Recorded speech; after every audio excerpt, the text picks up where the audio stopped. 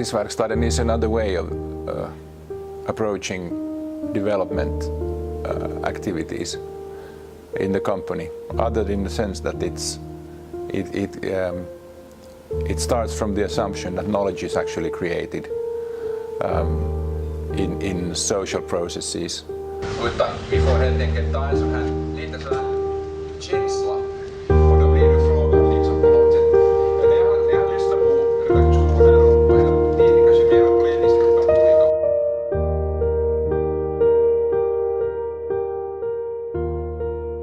This is a huge change of mindset and nothing that a traditional management could ever do on its own.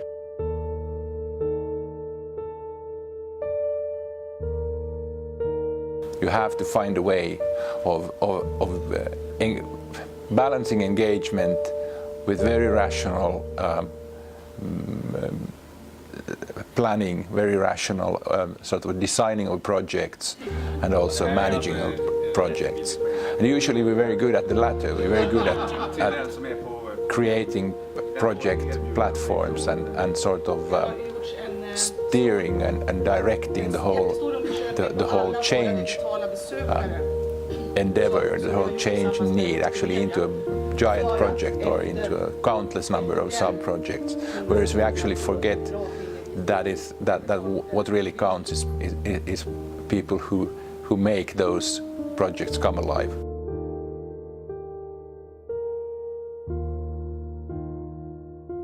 The future is difficult, and it's going to be even more difficult if we're going to try to do this within a group of 10 or 20 people even. We need this change to be a part of the daily work. It's very fun. You need to think in new ways, and it's exciting. You get very tired, of course, in the evening because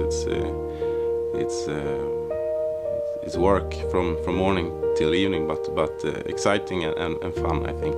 There are actually a small number of elements in FutureWorks or in Framtidsverkstaden that really drives the whole thing. And the principal one is actually the question, or even the questions, the core questions that relate to the actual work or enigma at hand. So forming the real questions that will drive curiosity and professional curiosity for many people who have been in the business for, as in the media companies, have been in the business for 20 years. People believe in what they see and they don't believe in what people tell them. So in order to have this change to be in the whole company, we need people to see it, the change and the future for themselves. Någonting måste vi utlova. Mer journalistik, bättre innehåll, nya kronikörer, mer rörlig bild, nya bevakningsområden. Alltså de digitala kanalerna måste bli bättre. Never tried this before, so it's a new experience for me. And like I said before, I think it's very good to do this type of exercise because you develop yourself.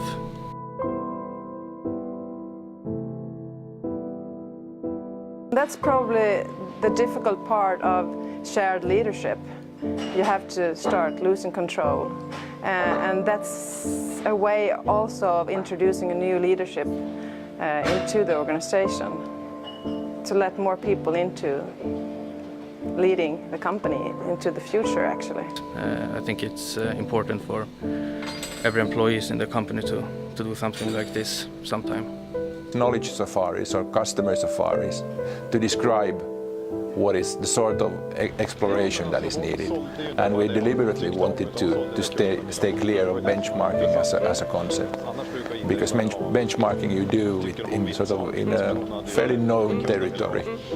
And you just sort of try to, benchmark where you are. Whereas in knowledge safaris you have an idea of the wild beast that you want to see, but you still, I think what's very important is also to going into the context of the new, seeing what goes on with customers in their own habitat, if you like, in their own homes, where people meet, where people meet both your products and your services, but others as well. So getting some answers, getting some suggestions, and we stress very much the need to actually come up with action points.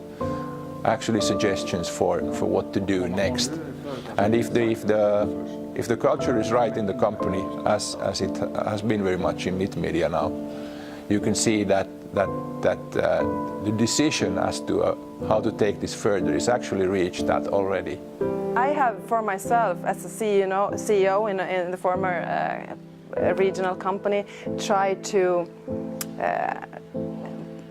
get people to understand what is happening in our customers' life by telling them and talking to them, and it's not really working. But now going out and seeing for themselves, they will understand it, and they do immediately in a different way.